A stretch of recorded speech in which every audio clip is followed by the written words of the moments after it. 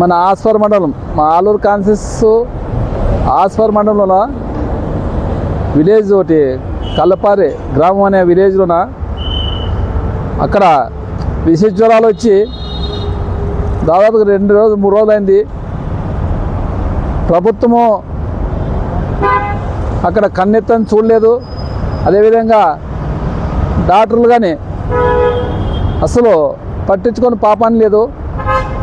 నేను డిఎంహెచ్ఓకి ఫోన్ చేస్తే సార్ ఇప్పుడు పంపిస్తాం సార్ అని చెప్తారు. ప్రభుత్వం ఎంత అన్యాయమైన పరిపాలన చేస్తున్నారంటే, ఇంతకుముందు మా జగనన్న ప్రభుత్వంలో వారానికి ఒకసారి విలేజ్ క్లినిక్ అని ప్రతి విలేజ్కి డాక్టర్లను పంపించేవారు. వీళ్ళు ఈ కూటమి ప్రభుత్వం వచ్చినాక అసలు ఆరోగ్యశ్రీని ఎత్తేసినారు. అసలు ఆరోగ్యశ్రీకి అసలు లేదు. ప్రజలకు వైద్యము విద్య అనేది లేకుండా ఈరోజు ఇంత దుర్మార్గమైన పరిపాలన చేస్తున్నారు.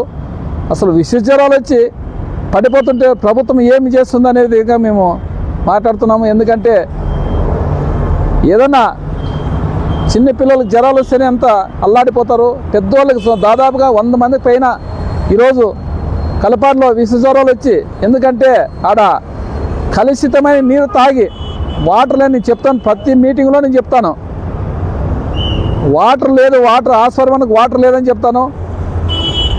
అలాంటిది అసలు ఇంతవరకు వాళ్ళ కూటమి ప్రభుత్వం వచ్చి సంవత్సరమైంది, ఇంతవరకు దానికి నీళ్ళు వాటర్ గురించి పట్టించుకునే లేరు, వైద్యం గురించి పట్టించుకునే లేరు.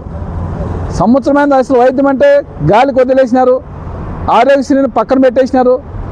వీళ్ళు చెప్పిందేమో ఒకటి, చేసేది ఒకటి చేస్తున్నారు. అదేవిధంగా ఖచ్చితంగా మేము డిఎంహెచ్ఓకి ఫోన్ చేసినాం. ఇమీడియట్లో పోయి ఆ ఊరికి పోయి అక్కడే ఉండి మన ప్రజలకి వైద్యం అందించాలని విధంగా మేము కోరుతున్నాం.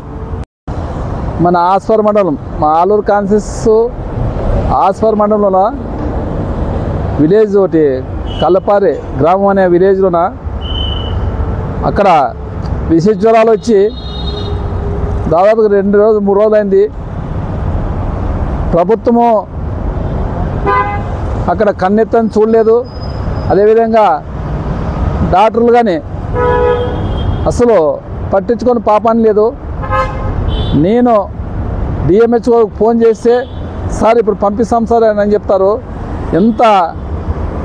ప్రభుత్వం ఎంత అన్యాయమైన పరిపాలన చేస్తున్నారంటే, ఇంతకుముందు మా జగనన్న ప్రభుత్వంలో వారానికి ఒకసారి విలేజ్ క్లినిక్ అని ప్రతి విలేజ్కి డాక్టర్లను పంపించేవారు.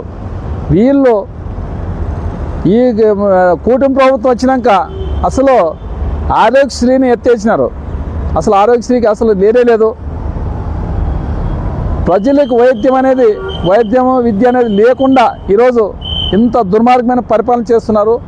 అసలు విష జ్వరాలు వచ్చి పడిపోతుంటే ప్రభుత్వం ఏమి చేస్తుంది అనేది ఇంకా మేము మాట్లాడుతున్నాము. ఎందుకంటే ఏదన్నా చిన్న పిల్లలకు జ్వరాలు వస్తేనే అంత అల్లాడిపోతారు. పెద్దవాళ్ళకి దాదాపుగా 100 మందికి పైన ఈరోజు కలపాడులో విష జ్వరాలు వచ్చి, ఎందుకంటే ఆడ కలుషితమైన నీరు తాగి వాటర్ లేని చెప్తాను. ప్రతి మీటింగ్లో నేను చెప్తాను, వాటర్ లేదు, ఆస్ఫర్మన్కి వాటర్ లేదని చెప్తాను.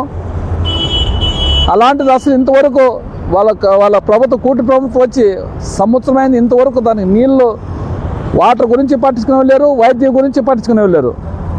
సంవత్సరమైంది. అసలు వైద్యం అంటే గాలికి వదిలేసినారు, ఆరోగ్యశ్రీని పక్కన పెట్టేసినారు. వీళ్ళు చెప్పిందేమో ఒకటి, చేసేది ఒకటి చేస్తున్నారు.